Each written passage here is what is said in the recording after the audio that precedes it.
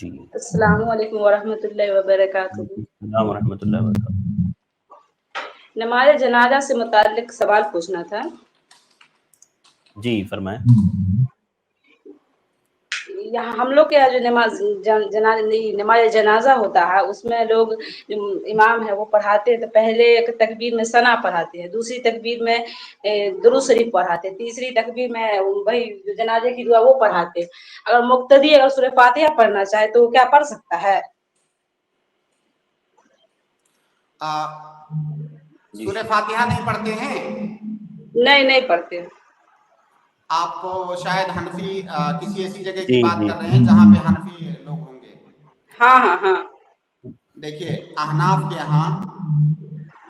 یہاں دلیل میٹر نہیں کرتی ہے، یا جو بھی مقلد لوگ ہیں ان کے یہاں میٹر یہ کرتا ہے کہ ان کے امام صاحب نے یا ان کے عالم نے کیا کہا ہے، یہ میٹر کرتا ہے، دلیل میٹر نہیں کرتا ہے۔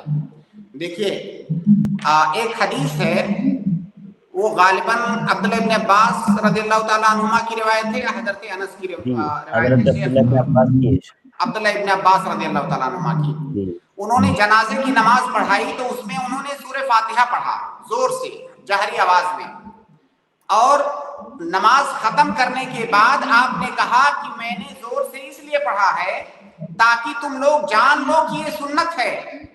نبی صلی اللہ علیہ وسلم کا طریقہ یہی ہے جنازے کی نماز میں کہ سورہ فاتحہ پڑھا جائے، تو نماز میں سورہ فاتحہ پڑھا جائے گا۔ سورہ فاتحہ یہ جنازے کی نماز میں رکن ہے، ضروری ہے اس کو پڑھنا۔ اگر کوئی نہیں پڑھتا ہے تو اس کی نماز نہیں ہوگی۔ یہ ایک بات۔ اگر آپ کسی ایسے امام کے پیچھے ہیں جو نہیں پڑھ رہا ہے، ظاہر ہے وہ مقلد ہے، یہ حکم لگانا کہ اس مقلد کی نماز نہیں ہوئی یہ تھوڑا سا بڑی بات ہوگی، لیکن آپ کم سے کم سورہ فاتحہ پڑھیں۔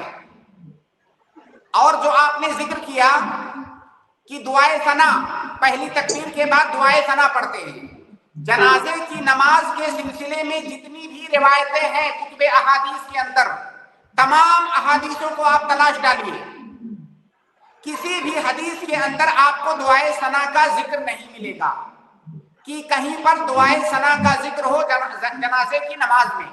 اسی لیے بہت سارے علماء نے، بلکہ بیشتر علماء نے کہا ہے کہ جنازے کی نماز میں دعائے استفتاح یا دعائے ثنا نہیں پڑھیں گے۔ اس کی علت یا اس کی حکمت یہ بتائی گئی ہے کہ جنازے کی نماز میں اصل یہ ہے کہ اس کو جلدی کرنا ہے، اتنی جلدی کرنا ہے کہ دعائے ثنا بھی نہیں پڑھنا ہے، ڈائریکٹ سورہ فاتحہ پڑھائیے۔ تو دعائے ثنا کا کہیں پر ذکر نہیں آیا ہے کسی بھی حدیث کے اندر۔ اعوذ باللہ بسم اللہ کر کے تب اعوذ باللہ بسم اللہ کر کے تب سے پڑھنا سورہ فاتحہ کیا؟ جی بالکل ہاں بالکل پڑھیں گے، اس لیے کہ وہ قرآن ہے، قرآن پڑھنے سے پہلے اعوذ باللہ بسم اللہ پڑھیں گے۔ صحیح بخاری کی روایت ہے، طلحہ بن عبداللہ بن عوف کہتے ہیں صلیت خلف ابن عباس رضی اللہ عنہما علی جنازۃ فقرأ بفاتحة الكتاب قال ليعلموا انها سنہ، تاکہ میں نے اس لیے پڑھا ہے تاکہ یہ جان لو کہ سنت ہے۔ اور یہ بھی ایک فائدے کی چیز شیخ یہاں پر یاد رکھیں کہ یہاں پر سنت سے مراد اصولیوں کے نزدیک جو مستحب سنت یا مندوب ہوتا ہے یہ مراد نہیں ہے۔ یہاں پر اسلاف کے یہاں جب سنت بولا جاتا ہے، سنت کا دو معنی ہوتا ہے، ایک عام معنی اور ایک خاص معنی۔ عام معنی میں سنت سے مراد دین کے تمام احکامات سنت ہیں، سنت مطلب جو اللہ کے نبی صلی اللہ علیہ وسلم نے کیا ہے۔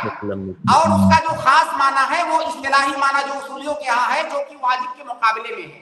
یہاں پہ سنت سے مراد عام معنی ہے، یعنی اللہ کے نبی صلی اللہ علیہ وسلم کا یہ طریقہ ہے، ورنہ سورہ فاتحہ یہ نماز کے اندر رکن ہے۔